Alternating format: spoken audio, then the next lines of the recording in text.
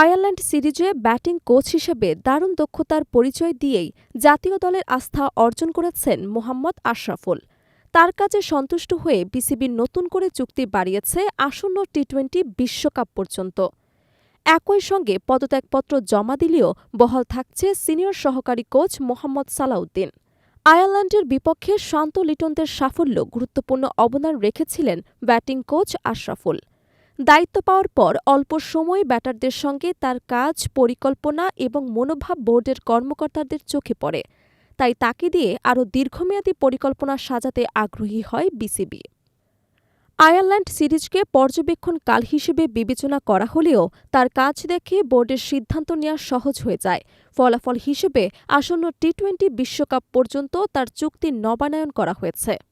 অন্যদিকে দল থেকে সরে দাঁড়ানোর ইচ্ছা প্রকাশ করে সম্প্রতি পদত্যাগপত্র জমা দেন সিনিয়র সহকারী কোচ মোহাম্মদ সালাউদ্দিন।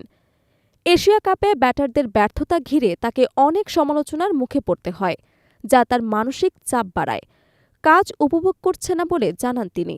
তবে বিসিবি তার অভিজ্ঞতা ও দীর্ঘদিনের অবদানকে গুরুত্ব দিয়েই পদত্যাগপত্র গ্রহণ করেনি। এদিকে বিসিবির ক্রিকেট পরিচালনা বিভাগের প্রধান নাজমুল আবেদিন ফাহিম জানান, সালাউদ্দিনকে নিয়ে কোনো অনিশ্চয়তা ছিল না। বোর্ড তার পদত্যাগ মেনে নেয়নি, ফলে তিনি আগের মতোই দলের সঙ্গে কাজ চালিয়ে যাবেন। একই সঙ্গে তিনি নিশ্চিত করেন যে ব্যাটিং কোচ হিসেবে আশরাফুলের দায়িত্ব বহাল থাকবে। বাংলাদেশ দলের ব্যাটিং দুরবস্থার পরিপ্রেক্ষিতে বিসিবি বছরের শুরুতেই নতুন পরিকল্পনা গ্রহণ করে। অভিজ্ঞ কোচদের পাশাপাশি এমন একজন ব্যক্তিকে ব্যাটিং ইউনিটে যুক্ত করার কথা ভাবা হয় যিনি দেশের ক্রিকেট সংস্কৃতি ভালোমতো বোঝেন, খেলোয়াড়দের মানসিক দিক চিনতে পারেন এবং ড্রেসিং রুমের ভেতরের চাপ সামাল দেওয়ার অভিজ্ঞতা রাখেন। সেসব দিক বিবেচনা করে অবসরের পর কোচিংয়ে মনোনিবেশ করা মোহাম্মদ আশরাফুলকে দলে ভেঙেছে বিসিবি। ক্রিকেট জীবনের শেষ ভাগে থেকেই বিভিন্ন কোচিং, কর্মশালা, আন্তর্জাতিক প্রশিক্ষণ এবং ঘরোয়া ক্রিকেটে কোচিংয়ের অভিজ্ঞতা সংগ্রহ করেন তিনি। তার এই প্রস্তুতি এবং যোগ্যতাই তাকে জাতীয় দলের কোচিং প্যানেলে জায়গা করে দেয়। ব্যাটিং নিয়ে দীর্ঘ সময়ের ভোগান্তিতে থাকা বাংলাদেশ দলে নতুন প্রাণ সঞ্চার করার দায়িত্ব এখন তার কাঁধে।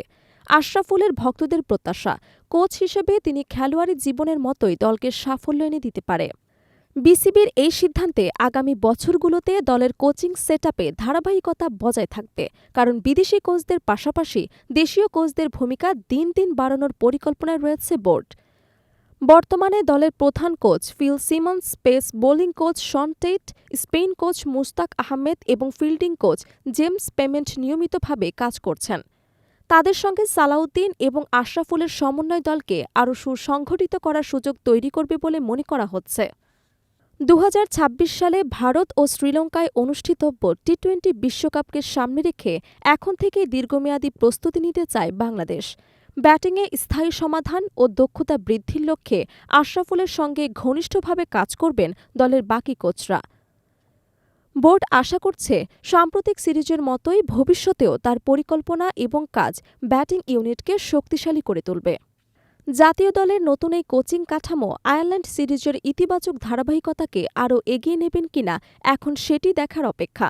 তবে দল ও বোর্ড দুই পক্ষই বিশ্বাস করছে আশরাফুল, সালাউদ্দিনের অভিজ্ঞতা এবং বিদেশি কোচদের সম্মিলিত কাজ ভবিষ্যতের বড় টুর্নামেন্টগুলোতে বাংলাদেশকে আরও আত্মবিশ্বাসী করবে।